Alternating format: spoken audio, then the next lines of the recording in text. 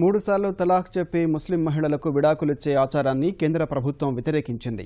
భారత రాజ్యాంగ చరిత్రలో తొలిసారిగా తలాక్, నికా హలాలా, బహుభారత్వం వంటి ముస్లిం సంప్రదాయాల్ని వ్యతిరేకిస్తూ కేంద్రం సుప్రీంకోర్టులో వాదనలు వినిపించింది.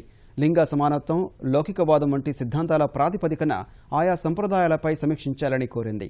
తలాక్ విధానం రాజ్యాంగ విరుద్ధమంటూ ఉత్తరాఖండ్కు చెందిన సైరా బాను సహా మరికొందరు దాఖలు చేసిన వ్యాజ్యాలపై వివరణ ఇవ్వాలన్న సర్వోన్నత న్యాయస్థానం ఆదేశాలపై కేంద్ర న్యాయశాఖ ఈ మేరకు ప్రమాణపత్రం దాఖలు చేసింది.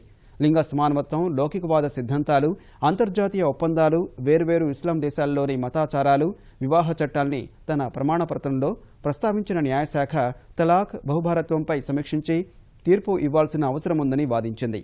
భారత రాజ్యాంగం ప్రకారం మహిళలకు ఉన్న సమాన హోదా, గౌరవాన్ని మతం ఆధారంగా తిరస్కరించవచ్చా అన్న అంశాన్ని న్యాయస్థానం పరిశీలించాలని కేంద్రం అభ్యర్థించింది.